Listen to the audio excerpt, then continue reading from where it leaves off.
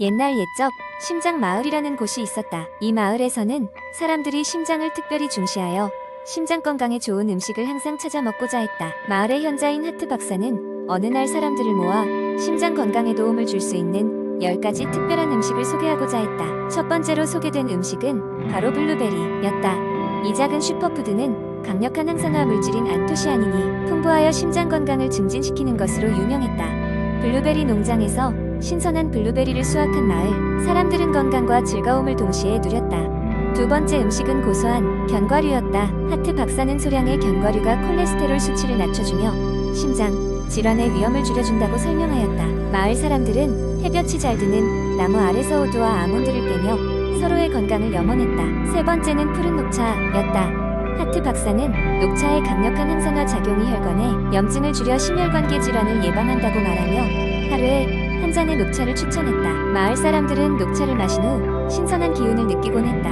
네 번째는 귀리였다. 섬유질이 풍부한 귀리는 혈당 수치를 안정시키고 심장 건강을 돕는다며 하트 박사는 아침 식사로 귀리죽을 추천했다. 매일 아침을 귀리죽으로 시작한 마을 사람들은 하루를 힘차게 보낼 수 있었다.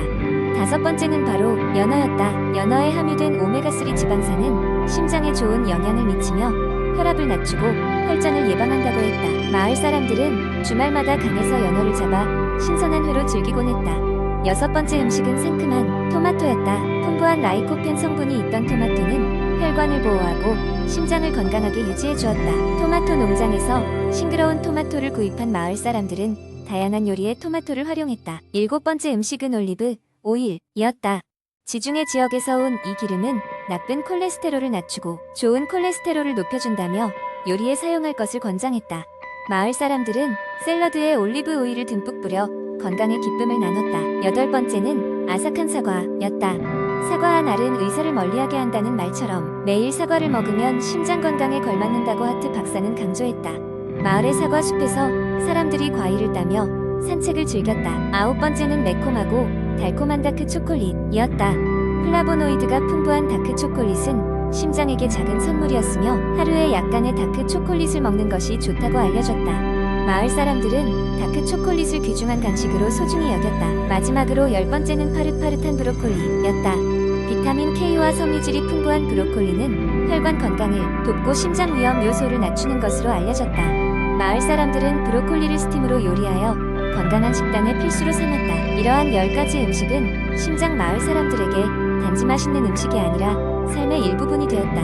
하트 박사의 가르침을 받은 마을 사람들은 심장 건강을 지키며 행복하고 활기차게 살아갈 수 있었다. 그리고 그날 이후로 심장 마을에서는 누구나 건강한 심장을 지키는 이야기를 서로 나누게 되었다. 두 번째 이야기 지금처럼 혼란스러운 시대에 많은 사람들은 일상에서 마주하는 스트레스와 불안으로 인해 마음의 평화를 찾기 어려워하고 있습니다. 끊임없는 정보의 홍수, 빠르게 변화하는 사회적 환경, 그리고 개인적인 정체성과 관련된 고민들은 누구에게나 익숙한 문제일 것입니다. 이러한 환경 속에서 어떻게 하면 마음을 잃지 않고 내면의 평온을 유지할 수 있을까요? 여기에 대한 답변으로 최근 많은 사람들이 주목하고 있는 것이 바로 명상과 호흡 훈련입니다. 이들은 단순한 정신 수양의 전통적인 방법을 넘어 과학적으로도 그 효과가 입증된 다양한 이점을 제공합니다. 명상은 우리에게 내면을 바라볼 시간을 주고 현재의 순간에 집중할 수 있게 만들어줍니다. 최근 몇 년 동안 과학자들은 명상이 뇌에 미치는 긍정적 영향에 대해 연구를 진행했습니다. 명상은 뇌의 전두엽 피지를 활성화시켜 우리의 감정 조절 능력을 향상시키고 스트레스를 줄여주는 역할을 합니다. 스탠포드 대학의 한 연구에 따르면 정기적인 명상은 불안을 낮추고 우울증의 재발을 방지하며 전반적인 생활의 질을 개선하는 데 도움이 된다고 합니다. 한때 일 중독자로 불리던 한 직장인의 경험을 통해 이러한 명상의 이점을 살펴볼 수 있습니다. 그는 매일 업무 스트레스에 시달리며 때때로 분노와 불안정한 감정 조절로 어려움을 겪곤 했습니다. 병원 상담가의 추천으로 명상을 시작하게 됐는데 처음에는 아무런 기대도 하지 않았다고 합니다. 그러나 꾸준한 연습을 통해 그는 하루 중 일부 시간을 하루에 명상을 함으로써 일상에서의 스트레스를 해소하고 자신을 챙기는 시간을 가질 수 있음을 깨달았습니다. 그의 삶은 이전보다 더 균형 잡히고 안정적으로 변해갔습니다. 호흡 훈련 역시 현대인에게 필수적인 또 다른 기술입니다. 우리 호흡은 매우 강력한 도구로 작용할 수 있으며 몸과 마음에 깊은 영향을 미칠 수 있습니다. 불안하거나 스트레스를 받을 때 우리는 종종 얕고 빠른 호흡을 하게 됩니다. 이는 우리 몸에 더 많은 부정적 감정을 유발하고 스트레스를 더욱 악화시킬 수 있습니다. 의식적으로 깊고 규칙적인 호흡을 하면 신체는 이완 상태로 전환되고 마음은 고요해지기 시작합니다. 한 여성은 일을 병행하며 육아를 하는 중에 지속적으로 피로와 불안에 시달렸습니다. 그녀는 요가 클래스에서 배운 호흡법을 일상에 도입하기로 결정했는데 그 결과 일상 속에서의 긴장을 관리하기 훨씬 수월해졌다고 전합니다. 그녀는 매일 아침 그리고 스트레스가 많은 순간마다 잠시 시간을 내어 자신만의 호흡 훈련을 실시하며 더 차분하고 효과적으로 일과 삶의 균형을 잡을 수 있게 되었습니다. 이처럼 명상과 호흡 훈련은 모든 사람이 일상에서 자연스럽게 채택할 수 있는 심신의 회복 방법입니다.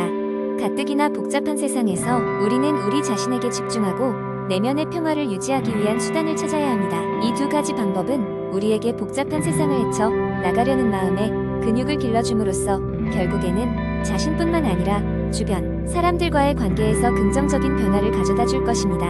세 번째 이야기, 하루에 단 10분 집에서 할 수 있는 간단한 운동이 우리의 삶을 얼마나 크게 바꿀 수 있는지에 대해 이야기해보자. 현대 사회는 점점 바빠지고 있다.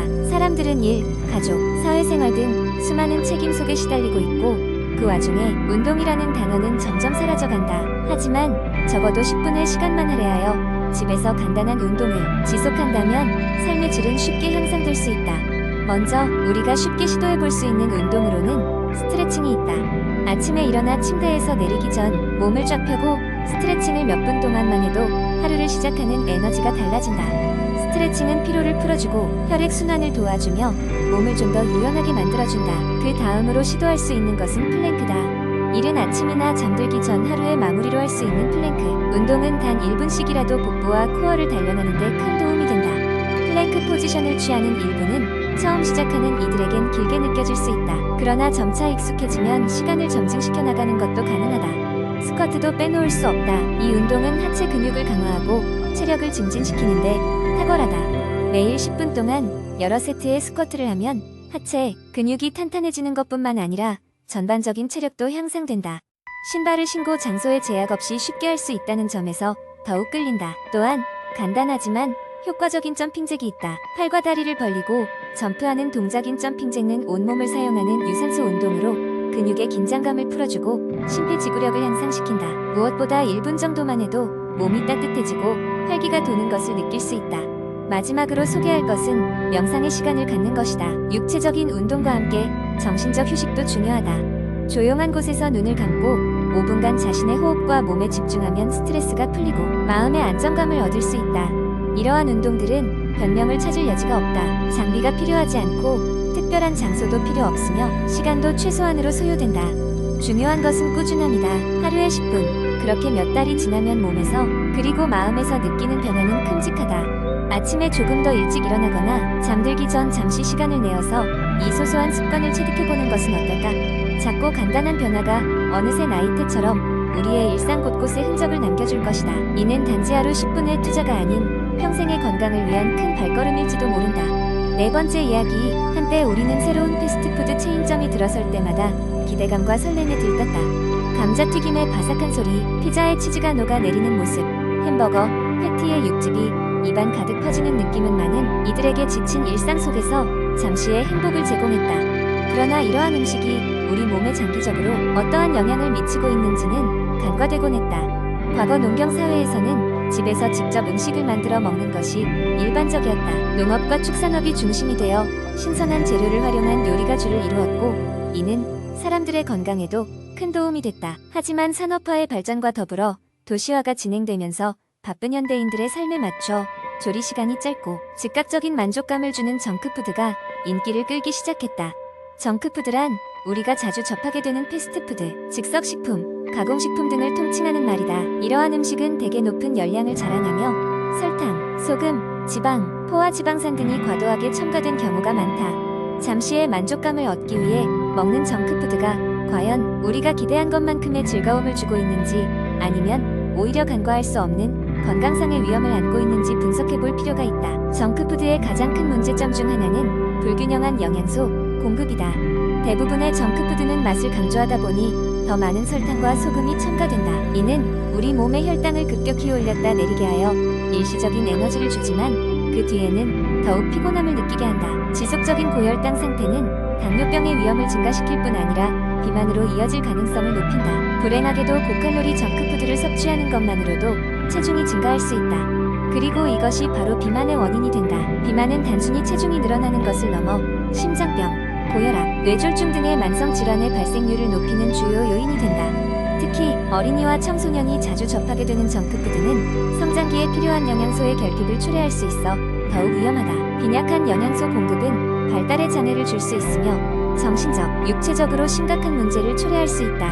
문제는 여기서 끝나지 않는다. 정크푸드의 화학 첨가물, 인공 방부제, 착향료 등은 신체에 해로운 영향을 미칠 수 있다. 장기적으로 이러한 화학 물질에 노출될 경우 체내에 쌓여 알레르기 반응을 일으키거나 각종 질환의 원인이 될 수 있다. 더욱이 이런 음식은 중독성을 동반해 점점 더 많은 양의 소비를 부추기는 경향이 있어 건강을 해칠 가능성을 더욱 늘린다. 현대인의 정신적 스트레스도 정크푸드의 소비를 부추긴다. 순간의 스트레스를 해소하기 위해 찾는 달콤한 초콜릿이나 짭짤한 과자 등은 잠시의 기쁨을 주지만 정작 정신건강에 긍정적이지만은 않다. 오히려 불안, 우울증 등의 증상을 지속적으로 앓게 할 수 있다. 결국 이러한 문제들을 인식한 많은 전문가들은 건강한 식습관의 중요성을 다시 강조하기 시작했다. 조금 더 시간을 내어 신선한 재료로 직접 음식을 만들어 먹는 것이 중요하다고 말한다. 또한 꼭 필요할 때는 정크푸드의 소비를 최대한 줄이고 신선한 과일과 채소, 통곡물, 건강한 지방과 단백질이 포함된 균형 잡힌 식사를 권고한다. 이는 단순히 개인의 건강을 위한 선택을 넘어서 우리의 다음 세대에게 보다 건강한 환경을 물려주기 위한 필요성이기도 하다. 식습관은 우리 생활의 중요한 부분을 차지하며 이는 곧 우리 모두의 건강을 직접적으로 연결시키는 역할을 한다. 따라서 정크푸드의 위험성을 인식하고 보다 건강한 선택을 하는 것이 지금 우리에게 주어진 과제일 것이다.